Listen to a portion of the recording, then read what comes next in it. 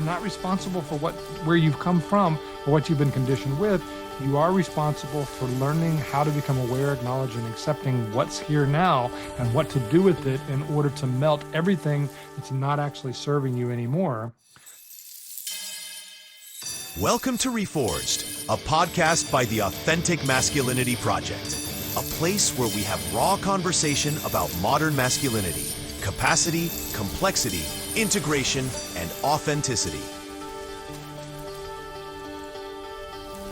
Hey guys, you ever feel like no matter what you do or say, something underneath you still feels small? Like you're either chasing her or avoiding her, you perform, you disappear, you explode, then apologize, and some part of you keeps thinking, if I just get it right, they'll finally love me. That's not masculinity. That's the needy little boy. And in this episode, we kill him. So I coined the phrase needy little boy syndrome years ago because I saw it in myself. Men who look grown on the outside but haven't matured emotionally on the inside. So that guy, he tries to get it through performance, through collapse, or manipulation. So sometimes we chase, sometimes we ghost, sometimes we dominate, but it's always a boy wearing a man's face. So what could be some examples there? Well, there's a man who people pleases his wife to avoid conflict. There's a man who cheats to feel wanted. A man who disappears when intimacy gets real. So the needy little boy doesn't want to grow. He wants to be rescued. So, like what does that look like? The man who people pleases, it's the man that is saying yes to everything, or he's trying to figure out what she wants to hear as opposed to who he actually is on the inside. And that's not a man that's actually safe. That's a man who is looking for validation externally to himself instead of internally. So we want to be able to identify like what the root cause that is, and it can be very difficult, especially with men who get that dopamine hit from the performance masks that they wear, and they're really good at it. It's been a defense mechanism that's worked for them. It literally came on board to protect them in some way. And so protect them from what? Well, I've worked with men that were abandoned mentally, emotionally, physically, in different variations. So it's different variations of both dismissive avoidance and anxious attachments and fearful avoidance, which is the whole kind of spectrum there as well. This isn't about shaming men. This is about unfreezing what got stuck, because trauma isn't about what happened to us. It's about what happened inside of us because of what happened to us. And the needy little boy syndrome is often rooted in trauma. So, I mean, not necessarily abuse, but emotional neglect, inconsistent love, or conditional acceptance. But it can be abuse also. I mean, I've worked, if we want to go to the extreme of that, I've worked with men who were abused sexually by other men. And in those scenarios, they were able to disassociate inside of themselves while they were being abused. And then, that's the butterfly that becomes the hurricane. You begin seeing these patterns of how checking out or numbing themselves and all of the different ways that they can do that, whether that's drug use, whether that's infidelity, sex, porn use, I mean, whatever, or just shutting down, completely, or going into the performance that's not actually real, but it gives them that dopamine hit. So you created a mask, a role, a strategy. Um, Again, not necessarily because of abuse, it could be, but emotional neglect, inconsistent love, or conditional acceptance. Your nervous system learned, if I cry, I'm weak. If I ask, I'm needy. If I show too much, I get hurt. So you created a mask, a role, and a strategy, and you've been performing it ever since. But here's the kicker. She feels it. Your woman feels the performance, and she doesn't want your role. She wants your truth, even sometimes if that truth is ugly, right? It's kind of like being vulnerable with your woman. Can you do it? Yeah, in the service of connection, not in masculine collapse. And a lot of people don't really know the difference between that. So, how do you collapse this boy and step into the man without collapsing the man, right?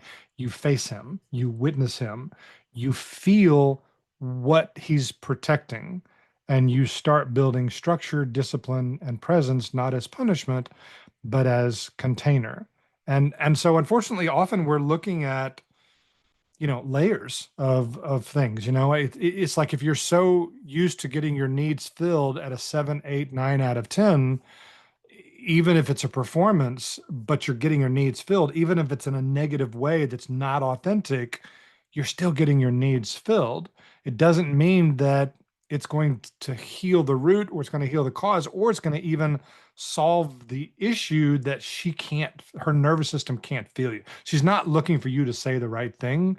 She's looking for her nervous system to feel the right safety. That's it. So you face him, you witness him, you feel what he's protecting. Um, what are tools? Uh, a question: am I being real or trying to get something? Am I being real or trying to get something? And I think most men can look at, the aspect of sexuality being one of the key ways that men receive emotional validation, right? And so we begin trying to manipulate in order to get that connection as opposed to authentic love, right? We feel connection a particular way. Why does it feel like connection to us? Well, maybe it helps us reset our nervous system, because our nervous system, we haven't been with it in such a way that we can actually contain it. We haven't learned how to stay in the middle of the heat, take the hits, and still be okay. We have strategies of escape. Well, what are they? Oh my God, it's endless. Porn, alcohol, drugs, gaming, overworking. Generally, we're going to be successful at something we're good at, not necessarily the things that will actually give us the connection, especially like in our relationships with ourselves and with our significant others, where it's probably the most important. Like, so in other words, we have to learn how to water the grass in a lot of areas where we often have defensive protective mechanisms that are actually blocking us from connecting and growing the way that we would really want to. But we've learned how to work in either, disappearing or performing, some variety of that, uh, as a way of operating, and neurons that fire together wire together, and that becomes our new norm of what we begin to believe our identity is, and it's not. So we have to learn how to do a reset. So here's the mission: find a moment this week where you're about to perform, or maybe you're about to disconnect, you're about to numb out. What are your go-tos? You know what your go-tos are, right? Pause. Feel the boy who's trying to prove something, or he's collapsing. Like I can't get my way, so I'm taking my ball and I'm going to my room, and I'm going home. I'm not going to play. Okay, what would a man do instead? And then like breathe for a moment. What would a man do instead? And then do that. And if this hits something in you, it's because it's time to hit something in you. Okay, so like what are common examples that I hear from men all the time? Well, let's say that your go-to is looking at porn in order to reset your nervous system, because it's a moment of escape that either numbs you or gives you the dopamine hit. It gives you something that disallows you from looking in the mirror and being okay with not doing that. Right. So I'm not here to judge, what people do with their sexuality in their life. Like in fact, like if you want to, in the course of your relationship, you want to go get the rubber sheets and you want to be as freaky as you can, fly that flag, brother. Go ahead. What I'm saying is, when you open a window or a door to the sacred space of the energetics of a heart of the relationship, the energy will escape, but only always, right? So what we're looking at is we're looking at the integrity of the energy. It's kind of like if you really want to create something and your energy is going to a dopamine hit, well, then your energy is escaping, and you can't channel. Sexual energy is a way of that. That's creative energy. You can't channel that energy into creating something that actually shows up with foundational, aspects in your life as well. So we want to ask, am I being real or am I trying to get something? It's like telling your wife that she's beautiful, telling your woman that she's beautiful. Are you doing that because you had that amazing moment of awe? I do frequently, and you want to express that, or are you delivering that in order to get something, like you want to, get the sex that you need in that particular moment? So Breath reset. One deep breath, a little bit more, and then slowly exhale. That is a parasympathetic nervous system breath. If you are bumping up and you're asking questions, why we offer the 30-day dopamine challenge is for you to identify where your dopamine is leaking and to begin commanding it in such a way that you can use it for building your life with masculine energy the way that you actually want to. So, in order to do that, we have to create boundaries, and boundaries are a form of masculine love. Boundaries are how we love each other. Boundaries are asking these deep questions of what does my soul really want? And it's crazy because often what we think we want is a part of that childhood flip polarity conditioning of resetting the neural system to either escape, numb, get the dopamine hit, get the orgasm, whatever it is that makes us feel it's like that's our particular drug, right? And so what would it be like to not get that and then to be with what's there and not move into a disappearance, not move into a numb, not move into a performance, but to be there with it. And so what we're saying is, and we talk about this throughout the pillars in the work, is that the way that we work with a defense mechanism that has come on board to protect us. So that's what numbing is. That's what, a performance or a disappearance or, moving away to protect ourselves, projecting it the fault on somebody else. These are coping mechanisms that allow us to be with ourselves in a way that we can handle it. Uh, but often we're not actually being with ourselves. We're actually escaping in some way. And so that is the question. Can you be in the room with yourself, take the hits, set yourself in the fire? And that's the process of moving towards actually reconditioning and retraining your neural system so that it moves away from insecure attachment and more towards secure attachment, which we'll do a podcast just on attachment theory alone.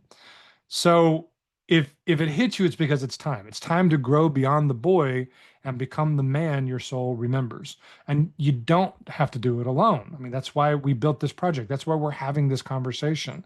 So there's a book that we wrote that's actually to women, but it's very helpful for men to read. It's called The Needy Little Boy Syndrome. And the book is intended to educate women about this in such a way that they begin honoring the boundaries of their sovereignty. And when a woman begins to honor her own boundaries of feminine sovereignty, she demands more from the masculine energy that's in her life. And then, that's the sister book to our flagship, which is the Authentic Masculinity Project, which is a book that's going to go through every single one of the 4 pillars, just like AMP 4 Core is going to go, and just like we're going to talk about those within this podcast as well. So you're not broken, you're becoming. Let the boy fall so the man can rise. This is reforged because no matter how you were conditioned, and so much of this comes from the generational trauma or childhood trauma or the conditioning that you received from your parents. But the good news is that no matter what you've been conditioned with, and you're not responsible for where you've come from or what you've been conditioned with, you are responsible for learning how to become aware, acknowledge, and accepting what's here now and what to do with it in order to melt everything that's not actually serving you anymore so that you can downregulate back and melt and merge everything into your authentic state of flow. Let's melt what's false and build what's real. We're not actually cutting anything out. It's all about integration, integration, integration.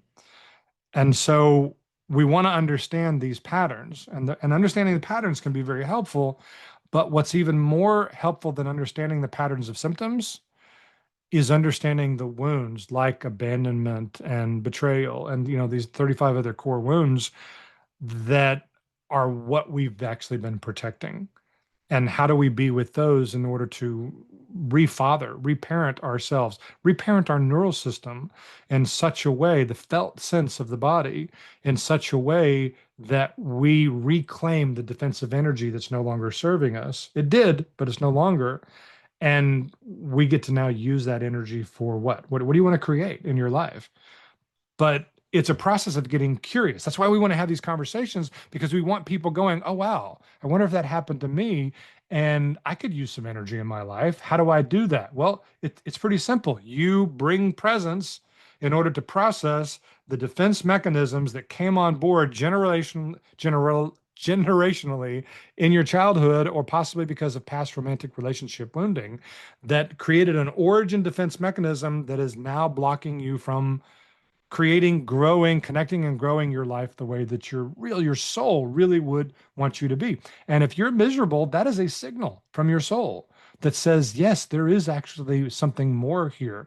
You need to listen to that alarm bell and get around men that are transmitting this not new, primal, authentic masculine energy that isn't over under. It's not too much and it's not too little. It's just right in the sense that it's authentic, right? Because the individual that has to control does so because of fear for their own safety, right? And the individual that doesn't show up does so from fear that they're not going to be enough. So either too much or not enough. When the reality is your authentic self has a plan for this life. And if you're not living it, you're supposed to be miserable. That's a good thing. That's a good signal, right? We just want to start listening to that signal and then begin melting all these things that are not actually that. Okay, guys, we will see you in the next episode. I hope this has been informative for you. Thank you for listening to Reforged. Remember to like and subscribe for more.